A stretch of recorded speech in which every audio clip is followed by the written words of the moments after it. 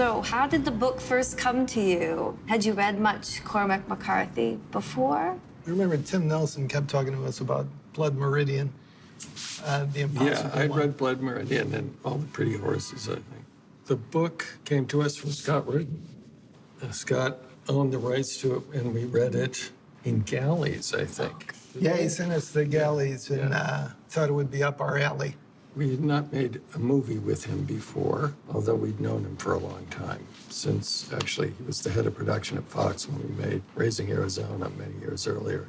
But anyway, he sent us the Galleys, and I think we both pretty much immediately thought, yeah, this is something we could do. It was unusual in many ways in his books because they do tend to be much more digressive and voicey. It actually seemed to me the one book of his that really could be a movie. It's a chase story, so it's, you know, it's kind of a movie story. And so it was no surprise that the book actually, I discovered later, started out as a screenplay. So there was something about the plot or the pulpiness of it. The story is like a classic pulp story in many ways. Yeah. And you make a mistake very early on and you just will pay the price for it. And everything kind of goes from there. Yeah, it's kind of Well, it could pulpy. be. Pulpy and the opposite of pulpy. You know, it's all those monologues, which is weirdly, I mean, that's not a script thing, really. When we were writing the script, we just dumped more and more of the monologues and made more and more of the movie silent. And a few of the elements of the monologues ended up in scenes, or parts of them ended up being said in this scene or another scene between two people. I know a lot of people refer to it as a Western, but I read that you thought of it more, and I guess I do, as a crime story. Yeah, I don't think you really thought about it as a Western exactly. Yeah. Unless did you I hear threw a me? couple of horses in it. It's not a Western when you got skyscrapers and shit. Right. Although, I guess you could say, you know, Sam Peckinpah made kind of Westerns with guys in suits. I kind of thought about that with the Steve Root stuff, the guy in the... Right. No, yeah, it's closer to a crime story. Or maybe a Right. horror movie about getting old or something. Well, that's true. That's the sort of creeping, that's sort of the story it becomes. But the setup is classic crime because you have a suitcase full of money and three characters, and the whole story is built around thinking that they're going to meet, and they never They circle each other, but they don't meet. Yeah, Yes, exactly. yeah. And that was something that early on we thought was, well, we sort of recognized as being weird and interesting. Yeah, and sort of, I mean, I don't think you ever even have any two of them share the frame. But Yeah, it's kind of like a farce situation or something. I guess Door slamming. Josh and Javier get this close to each other. They're separated by like a car's width. Yeah. That's about as good as it gets. Yeah. But farce is interesting because there is a lot of that, because people going into one room and you don't realize they're in the wrong, or you think you're there and going in one room and there's... Yes. In the scene where Javier is on one side of the door and shoots out black into, you know, Josh is on the other side with his shotgun. We have this character who we recruited to introduce some of our movies. Supposedly he was an expert on the cinema. No, he was a film preservationist, Mortimer Young of Forever Young Films, which was a company that had this technology where they could travel through wormholes in space-time from movie to movie and correct flaws in them while they were being made. But Mortimer Young would sometimes get lost.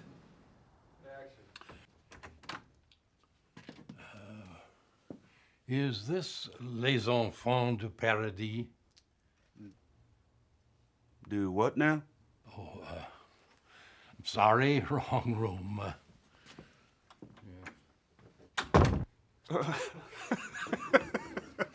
There is surprising amount of comedy in the movie, but it is, to me, still the most shocking.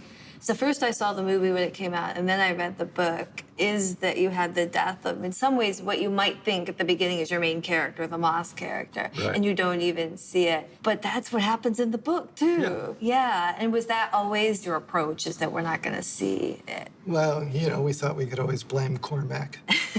It's in the book. So speaking of blaming Cormac, we were shooting something out on a long, straight road in West Texas where Javier comes up and he takes his cattle gun out to this guy who's going to kill Our friend Chip Love. Chip Love. And this was one of the first shots we set up on the first day of shooting. And I remember Ethan looking at Javier walking down with that cattle gun and saying to me, I'm really glad that we didn't make that up. The kettle gun.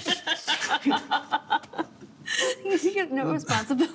And because Cormac is almost sort of fetishizing certain things, guns, cars, in the book, it's so specific what the car is that they're driving. It's so specific what the gun is.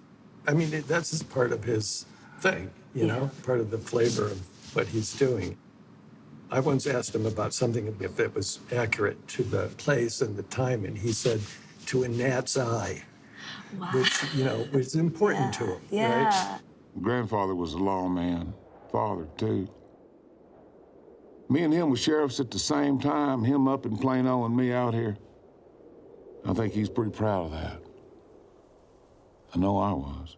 I mean, you talked a little bit about moving some of those monologues that are a big part of the book into the dialogue. Did that change Bell for you at all? Just because instead of him expounding, it becomes more of him interacting with someone else? I mean, there's that little bit of it at the very beginning of the movie. Right, He's expounding at the He set him up as an expounding. But I don't think we were thinking it changes the character so much. It was just pretty much universal across the board. We cut his monologues, and the Javier character does a lot of explaining of himself to characters before he kills them. It's the classic evil guy monologuing before he kills you. And, it's the same thing. We found that the more we cut, the better it was. Loretta tells me you're quitting. How come you're doing that? I don't know.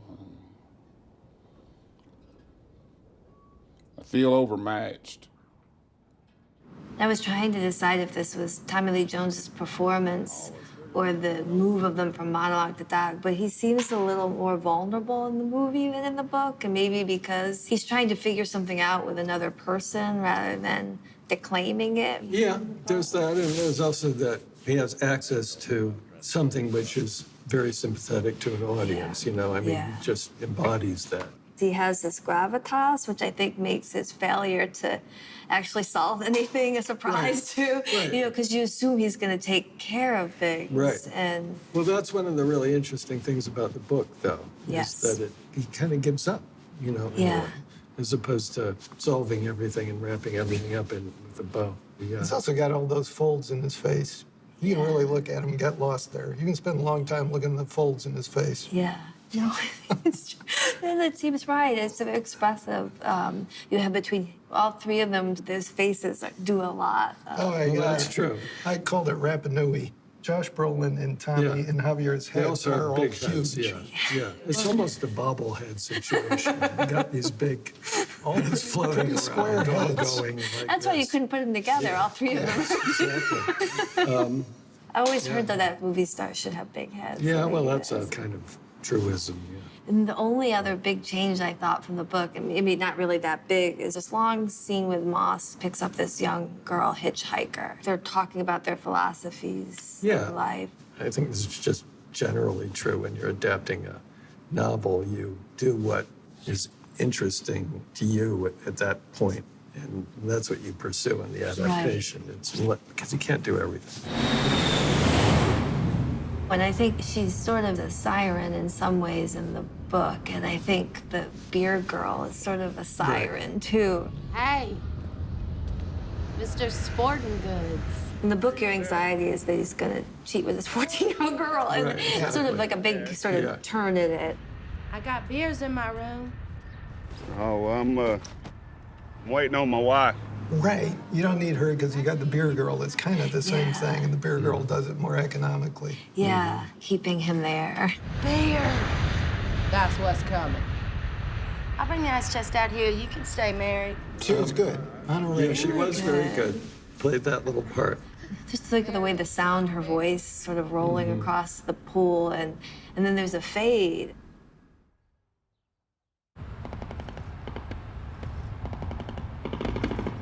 A lot of people were very irritated by the fact that we didn't show Moss's demise, that it all happens off camera. But actually, I really like the fact that it just ends with that conversation. And then, It's refusing the catharticness of a big shootout. Call the police.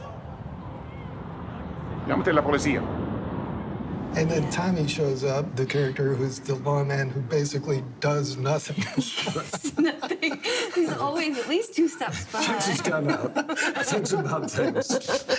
There's a really good Dominic, what's his name movie with Gandolfini? Killing Me Softly. Killing Me Softly. Yeah. And Gandolfini is the big, hitman they bring in from outside, and he comes in and basically does nothing, sleeps with a prostitute, and then gets again. There's some lesson in dramaturgy there. It also feels like maybe the point in the movie where we fully move over to Sheriff's point of view, because we do stay with him a lot after that. And you feel his surprise is our surprise, that Moss is already dead. So it really sort of screws with your emotions watching it. Yeah, there's something good about, wait, can that be? That's not right. It's narratively not right. It's not right. Right, and you're breaking the rules or something. Wouldn't think a car'd burn like that. Yes, sir. We should have brought weenies. I guess we talk a little bit about the location, because you're back in Texas, a very different part of Texas from Blood Simple. Was the location a big part of it for you? Yeah, it was actually, in a way. I mean, I remember talking to Tommy, actually, before we first started shooting the movie, and we were... That's when Tommy started yelling at us. Well, exactly. We did shoot some of the movie in New Mexico. And he was saying, look, New Mexico's not West Texas. When we first met Tommy to talk about the movie, we told him we were thinking about shooting in New Mexico, and he said that would be a grave mistake in his irritating Tommy way, irritating both because of the way he says it and because he's right, Because a lot of what we shot, which sort of establishes the feeling of the movie and the country, we shot around Marfa, Texas. I know this truck. Belongs to a fella named Moss. Do you think there's something about the Southwest that's conducive to pulp? Somehow, obviously, in the DNA of those novels, it does make you want to get that flavor and not fake the flavor.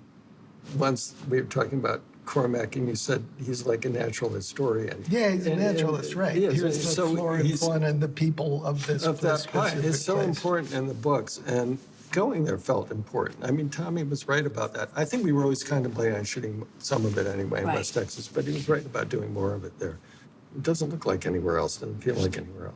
It's also struck me watching it that often crossing the border in noir or pulp is to go into dangerous territory, but in the movie, it's actually the safest place. Exactly. Yeah, he goes down away from you get some mariachi, get the hospital. Exactly. So we needed a bridge, supposedly, over the Rio Grande at a border crossing. And we built it 400 miles from the border or whatever, near Las Vegas, New Mexico. Oh my gosh. And Jess Gonshore, the designer, did this great construct on the top of the freeway overpass with entering Mexico, this whole thing. At one end of it, on the supposedly the U.S. side, there was a gas station. And when the set was done, a woman came into that gas station in a panic, and she said, the bridge to Mexico is right there now, and I live on the other side, and I can't go over there because I'm on parole. She thought, I think, that Mexico had moved up 400 miles to the other side of this fake bridge that we built. Well, I guess the notion of the border has taken on different connotations in the last few years. Yes, it's confusing. That's alarming. It was alarming.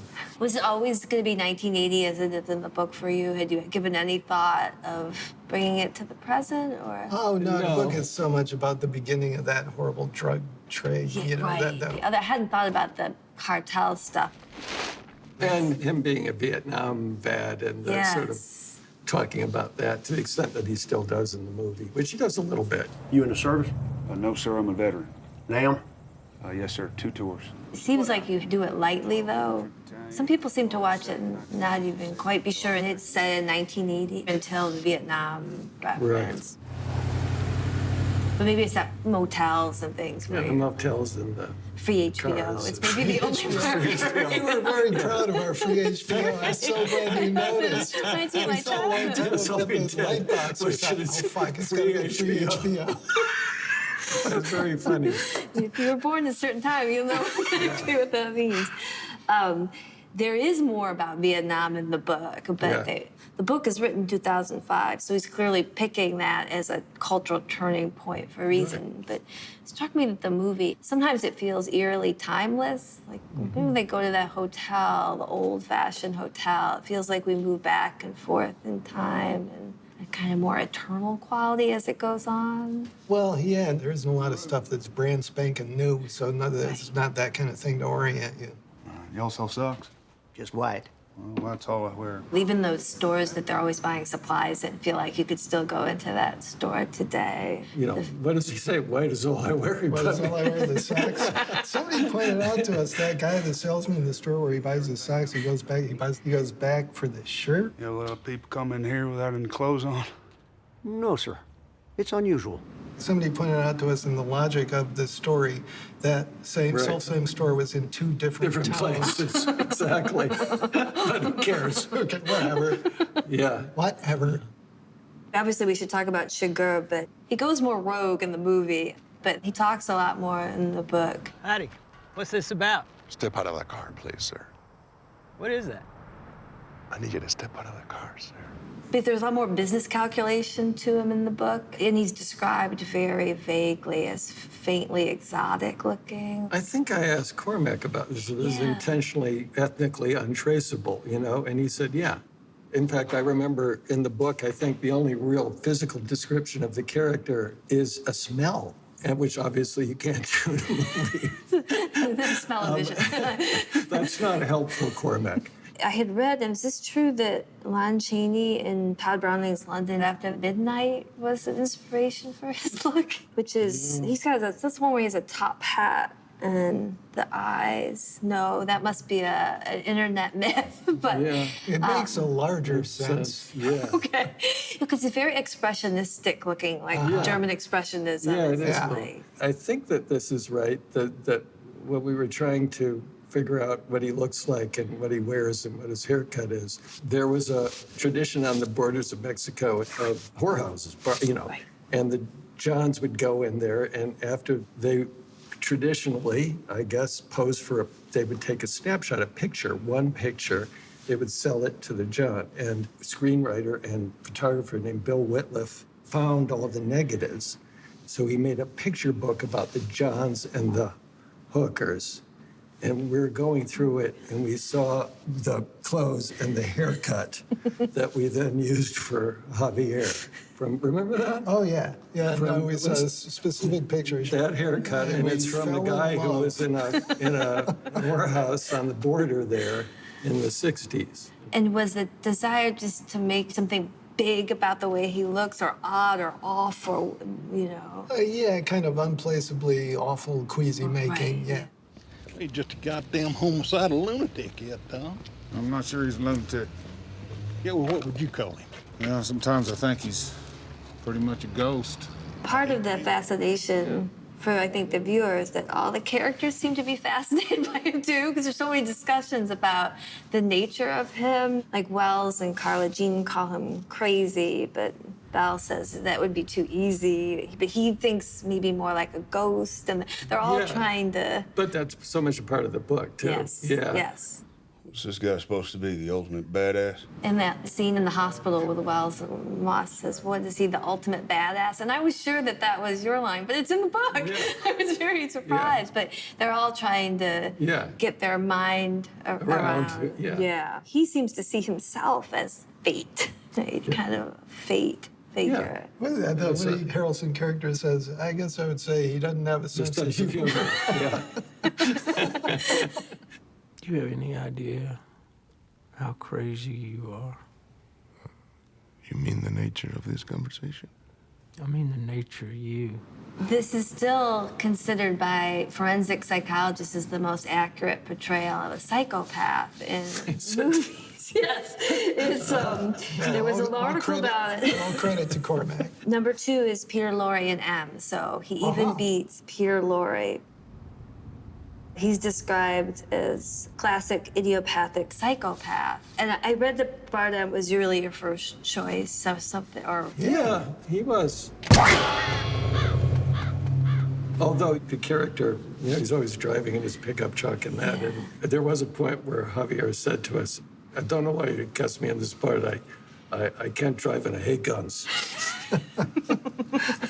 You know, Javier's one of those actors, I think we thought, we have no idea what he's going to do, but we know he's going to be interesting. That's kind of a hallmark of him as an actor in a way. He's always surprising you. Right, and his face is so malleable in so many ways. And some of those scenes when he's cleaning his wounds, he almost looks saint-like. There's something kind of way he's able to turn his face around, which feels... Yeah, or there was, I remember a horrifying moment on the set when he's strangling. Oh, yeah. You know, watching what Javier was doing while he was doing that. And going, I think we all agreed it was a sex thing. It's definitely a sex thing. Yeah. Like, okay. Yeah. Okay. Keep You know how to do that. this. Yeah, that's working. I ain't at liberty to give out no information about our residents. Where does it work? Did you not hear me? We can't give out no information. One of the performances that always strikes me as being memorable is that Kathy Lampkin, who plays the trailer park manager. She was magnificent. God. Yeah. I mean... We, the first take of the scene we did, Kathy's side, you know, we don't give out that information. And Joel called cut and Javier said, I'm in love.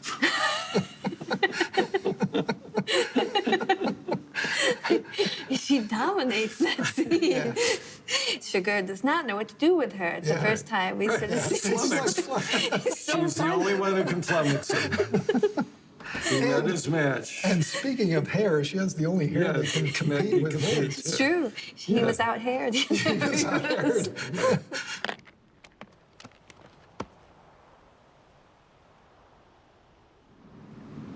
Josh Brolin had not done much at this point. Was there something in him that felt, because Moss we have to like him right away, I guess, feels like one of the most important parts. It was hard to find the right person for that. Unlike Tommy and Javier, who we thought we went, oh, okay, yeah, if they'll do it, that's great. That part, we looked forever, and it seemed weird because on the face of it, it's a straightforward thing. And I kept saying to Joel, all we need is a good, clean boy. But you want something. And everybody was but there was something, at least at the point where we were, you know, meeting a lot of actors, which was a certain kind of masculinity that isn't kind of common to actors of that age at that time. And the sort of whole cowboy thing. And Josh grew up in California. You know, he grew up on a ranch, and he's a rider. He just kind of had that in his bones. Did you buy that gun? No, I found it. What'd you get for that thing? You don't have to know everything, Carla Jean. I need to know that. Keep running your mouth like that, I'm gonna take you in the back. I'm gonna screw you. Big talk. Just keep it up. Early on, we got a taped audition that he sent, and Ethan and I looked at it, and after the tape, we weren't interested in Josh. We just thought, who shot that? Yeah, who lit it? That was good. Yeah, who did that? And it turned out Josh was working on this Robert Rodriguez, Quentin Tarantino grindhouse thing, and he got Quentin to shoot the audition. We didn't know that. What are you going to do? I'm fixing to do something dumber than hell, but I'm going anyways. If I don't come back, you tell Mom I love her. Your mother's dead, Llewellyn. Well, then I'll tell her myself. So we were like, no, we're not interested in Josh. This is honest to God truth. And he begged to come in person and do the part in the room because we'd said, no, thank you. And he came in and we worked with him a little, reread a scene or something. And I think we both just, after he left, we just went, here's the guy. You know how this is gonna turn out, don't you? Nope.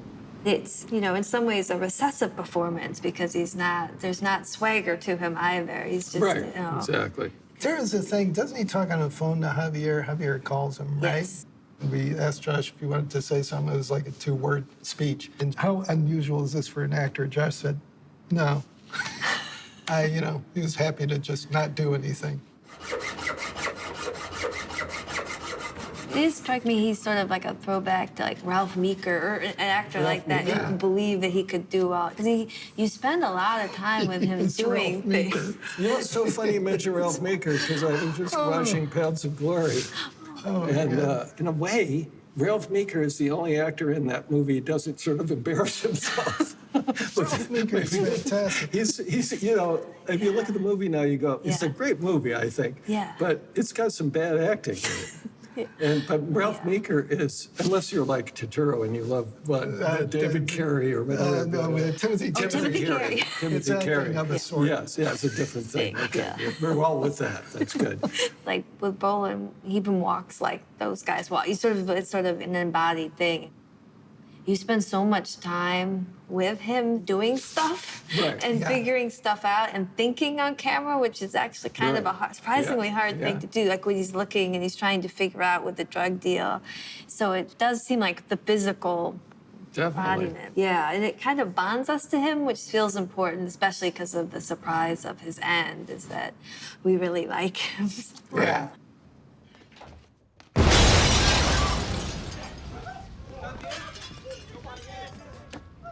We also spent a lot of time with Chigurh figuring things out in his way. It's just like they always felt like at a certain point, all three of them start to double each other. Like one of them takes the milk bottle, then the other one comes to see and picks up the milk bottle. Well, doubling is so much fun. Yeah. You know, it really is. And it is one of the more times I watched it, the more you see it. But also it's doubling, but there are three of them, so it doesn't get old. Well, hell, mister, I'll give you my shirt. This what struck me this time, and this is when you start to see doubling and everything in it, but Chigurh has to get the shirt from the kids, and earlier Moss has on to the get, bridge, yeah. Give you $500 for that coat. Like Shadow of a Doubt. Yes. All the doubling in Shadow of a Doubt. gosh. It's just so interesting. Charlie, Uncle Charlie. What's the girl's name? Charlie. Charlie.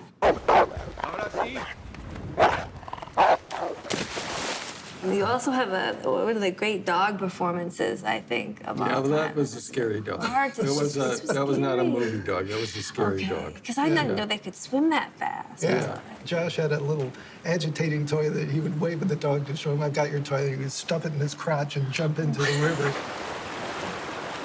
Cormac liked that. Oh, do you? Yes. It was, after he saw the movie, it was he was like, he really liked the dog. It's not in the book.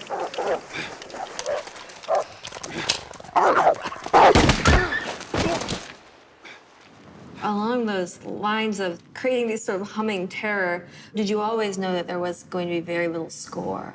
Oh, yeah. We didn't really know until after we screened a rough cut. And Ethan said, we were thinking about the music, and Ethan said, well, there shouldn't be any music. I think Carter and Skip really came in, and the winds that they put in, all of which are really kind of the score of the movie.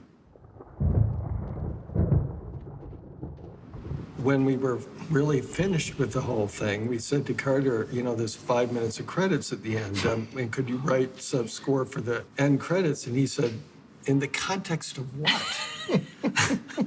Your favorite tunes from the movie. Exactly, which is really exactly right. Like, the context of what?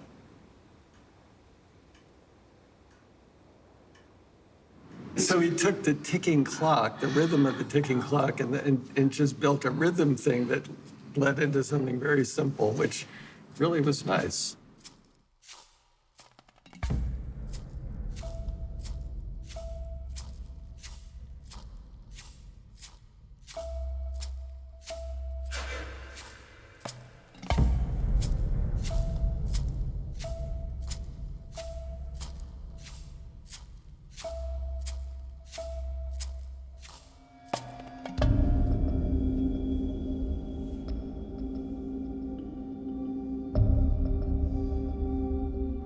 First of all, the lack of music doesn't cue people to how to feel, which makes people uncomfortable, I think, especially now when there's often wall-to-wall score.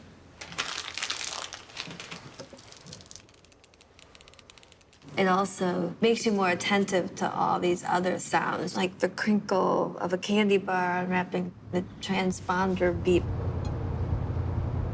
Well, again, that was Skip Yeah. bringing what he does to making those sounds part of the story. And part of it is also Skip and Carter working together. It's not literally true there's no score, although it's almost true. Carter does some drones. There's some very tonal things that kind of blends with Skip's atmospheres. Yeah, there are scenes in which you can't tell the backgrounds from the tone or a building drone or something like that.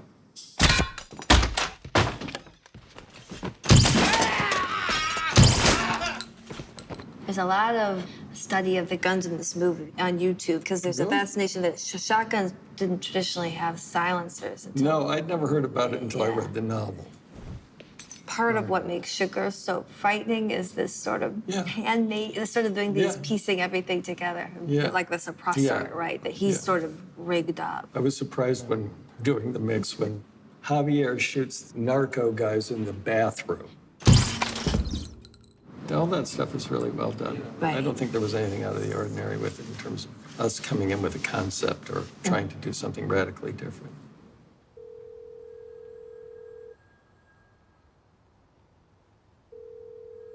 There's also the scene where Moss is in the hotel on the bed. That was fun to do from a sound point of view because you hear him down, the phone ringing at the front desk, but not being answered, and then you hear him coming up in the shadow of the feet underneath the door. That was all fun to do, too, from a sound point of view. But that's part of what you're talking about, the guns playing with the perspective of, you know, shotgun voice and rat-tat-tat voice, and Josh hearing it with the perspective. And, everything's a fuss. You want to change rooms? No, ma'am. I want to keep my room and get another one. Another additional? Yes, ma'am. I wondered about how you handled people understanding what's going on, because you do, but you're often dealing with identical motel rooms, sometimes 3 at once. In terms of visually, was that like a puzzle to figure out? It was. I just vaguely remember. I don't know if you remember any of this. She shows him a little map Of he and picks that the we thought that would be helpful in terms of logic of it for an audience. Another really good actor, Margaret Bowman. Well, you can have the one right next to yours if you want. Number 137, it ain't took. No, 38 will be fine. It's got 2 double beds. I remember literally the most boring day either of us has ever spent on a set. The vet. Yes. Shots at It the was vet almost afterwards. surreal spending a whole day just looking at images through a little but it's also true that the idea that he shoves it in one end and goes around to the room at the back and goes into the vent and can put, I think we felt we have to help the audience understand a little bit what's going on here logistically by drawing something, which was that map that the relationship of the 2 rooms are. I don't know if it works, frankly, but people just don't care. They just go with it. I can't even remember what we were setting up. I guess he shoots the guys through. Didn't we have Javier go in a room and assess the little divider wall? Because whether or not the buckshot's going to go through it. He squeezes it, I think. I think that might have been Javier's idea. I can't remember. Or he told me to do it. I can't remember. It seems like there's great use of the shadows and light under doorways, and in motels, the lights from headlights coming through the windows. I heard Roger Deakins talk about one of the favorite scenes he's ever shot is the big scene where Belle goes back to the motel room, the crime scene, and how frightening it is, where you don't know if he's gonna go through the tape or open the door, because it feels like now we're finally gonna get these 2 together, but... Yes, I remember lining the shot up, Tommy going to the door, and he goes, okay, I go over here, look at the doorknob, oh, evil. And then I turned... he was talking his way through the beats. Oh, evil. Turn the knob, go through. Oh, evil. Oh, evil. An actor works. An actor works. But an actor who understands. But there's a lot of thresholds in it in that way. It feels like it's sort of, and that becomes sort of, I guess, Big and Bell. Like, is he gonna go into that room? Right. That's good shit. Cormac is so good. It's like a nightmare. It's like a nightmare. Yeah, that Solid Hazard line is one that sticks in your head forever. I guess it raises all these questions. It seems like in some ways no good deed goes unpunished in the movie, and all promises are futile, like again and again. Even basic ones, I'll be right back, or you know, like everyone's not sure. I'm not going to hurt you when the guy in the truck, and then, you know. Don't worry, I ain't gonna hurt you. Need you to drive me on out of here. But then sometimes another really good actor, Gene Jones, it's a big surprise that a guy doesn't get killed. The guy in the store, the coin flipping thing. He was great. Well, look, I need to know what I stand to win. Everything. How's that? You stand to win everything, call it. And he plays fright, so sustained fright for so long, because that's the first extended talking thing. Really, the most talking we Yes, get the most in talking. Sugar, until the Carla Jean scene. Call it. No. I ain't gonna call it. That, I guess, is another big change. Carla Jean pushes back on him more in the movie. And Kelly MacDonald is so great. So she's the only one who refuses his philosophy. Yeah, that is a little different from the book, actually. Yeah.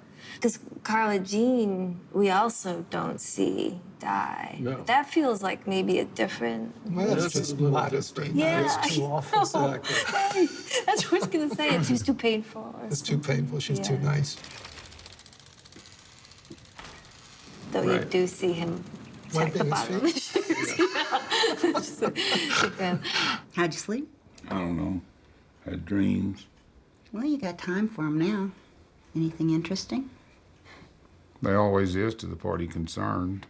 We should talk about the ending. Did you know there would be so much discussion about the ending and interpretation? What does it mean? What do the dreams mean? The monologue is just, it's just a book. I don't think we changed a word. Tommy just did the monologue from the book. But that seems straightforward as can be. I mean, the feeling isn't straightforward, or I don't know what it is, but it's, it's just the book. It's great. All right, then. Two of them both had my father in them. It's peculiar. I'm older now than he ever was by 20 years. So, in a sense, he's the younger man. I guess what I so love about, especially the second dream, is it really is a Rorschach of how you view the world, because some people see it as comforting, that your father will be there. Absolutely. And I read that Tommy Lee Jones, though he was glad that it was open, that for him it was, but other people see it as death, which is also is by nature, there's right? a dark part of it, and also and then I woke up part of it, and then so it's really complicated. Rode past me and kept on going. Never said nothing going by. Just rode on past. But it's beautifully written, and it was beautifully done by Tommy. Yes. And we don't have want to to fuck with it. Yeah, exactly. We don't even have to think about it. You just go, okay, we don't need to touch a thing. It's great. Also, Tommy is a huge admirer of Cormac, so there's no way. He's just it's not like he doesn't understand the source material or the beauty of the poetry of the source material. I guess a different actor with a different interpretation would give more portent to it, but in some ways he seems so frightened in it, or fragile. Tommy always pulls it off. He's like, it's just, I don't know how, but he does. And in the dream, I knew that he was going on ahead. He's fixing to make a fire somewhere out there, and all that dark, and all that cold. And I knew that whenever I got there, he'd be there.